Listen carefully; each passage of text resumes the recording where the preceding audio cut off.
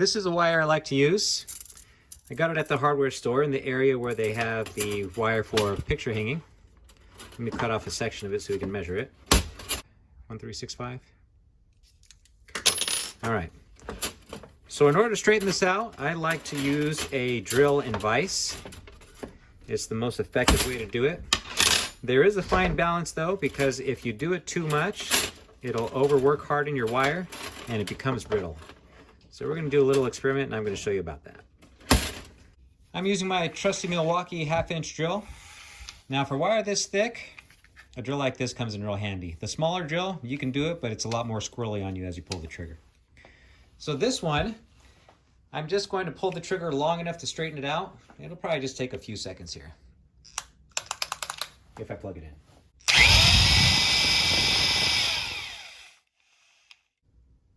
That looks good to me. Okay, now this one, I'm going to pull the trigger and pull it back until it snaps off the drill. It's going to take longer than you expect. Watch this.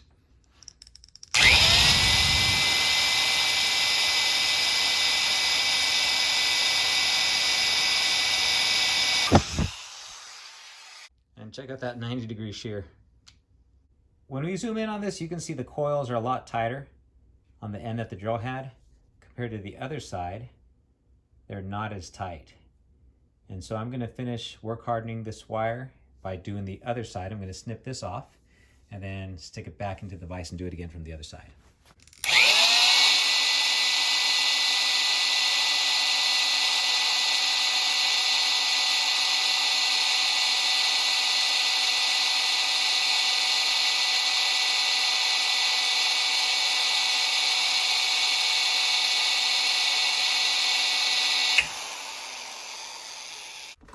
Now when I take my snips, I'm going to try to bend it in the snips. It's going to break almost like it's a glass rod. Let's see if we have any better luck just doing it by hand. Nope. So here's my top wire. That's one I'm going to work with. The bottom wire has all those additional rotations in it. You can see you can get it just as straight without losing your strength. I'm using a 7/16 inch socket. And to find the center, I just balance it on a socket. There we go, it's about right there.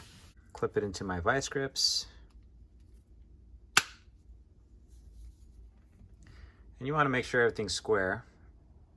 There we go. Now we're just going to bend these right around. You want to do it at the same time so that you don't warp your wire as you're doing it.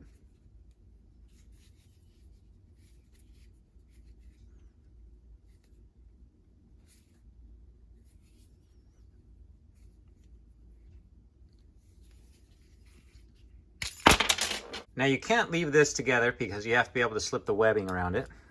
So I just use my little screwdriver to pry it open. And we want to keep it the same distance all the way around.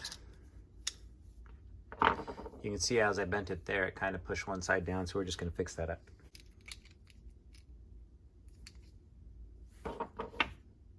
Here's the bag we're using. I'm just going to slip this so that the webbing contacts our coil there. And then I'll mark it right at the clearance spot. I'll line up my socket with that mark and clamp it down. And as you do it, you want to make sure that your coil is lined up with your socket. Okay, so we'll bend that one around.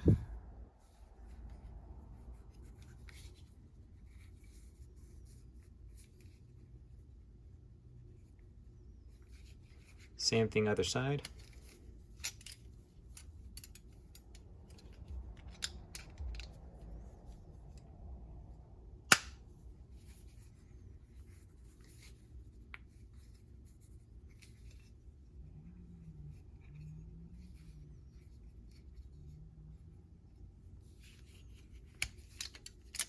These end wires here, that's what we need to trim off, but we need to set our clearance first. When we slip this on and off our webbing, we need to make sure that it doesn't interfere too much. So the minimum point would be right here. I personally don't want to leave the ends too long, otherwise it's going to give us a hard time as we try to pull it off and on. So what I'm going to do is just move it maybe about 1/4 of an inch. I'm just going to follow this inner line right here and mark it again. Got it secured in my parallel clamps, and I'm going to use a jeweler saw to trim it down.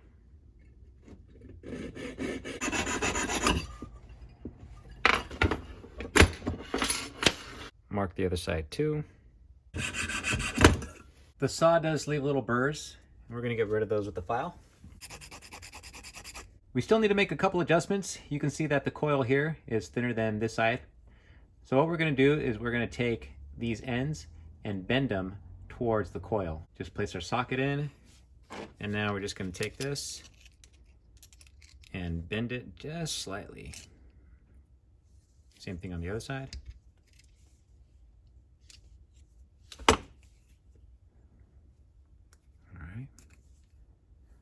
Looking better already. Okay, we're looking good.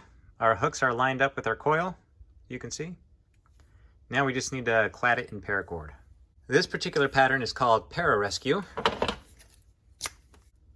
We'll gut our cord. Now I need to help feed this along. I can't just grab the end and try to pull it all the way over, because eventually the sheath is going to grip onto our clip and it'll fight us the whole way. So I'm just going to feed it as much as I can and then start helping it through.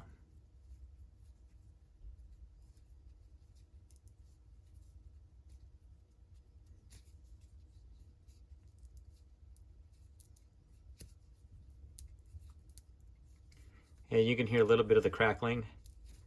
That's the microscopic burrs that are left on there from the pliers, which I didn't get them all apparently with the file. But there we go. Looking good. Let's stretch this back out.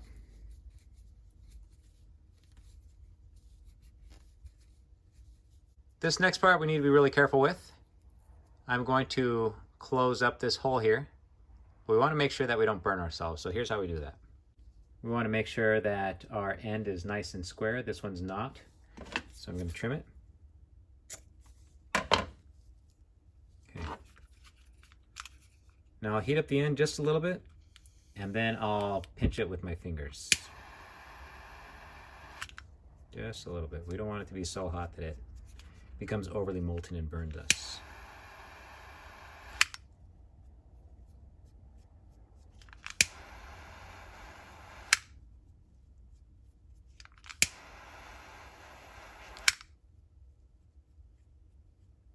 I think we got it. That's what it should look like, nice and sealed up. What I don't want to do is heat up this side to fuse it shut and then inadvertently burn this edge right here. So I'll pull this closed. There we go.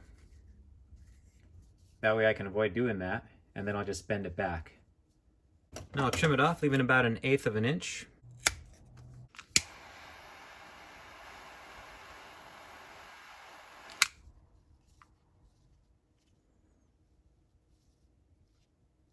From here, I'll just bend it back to the way it was supposed to be. The wire is hardened, so it takes a little bit of effort. There we go.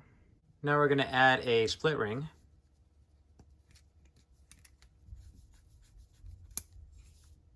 There we go. But I want to be a little more cool than this, so we're going to add a giant master link for a chain.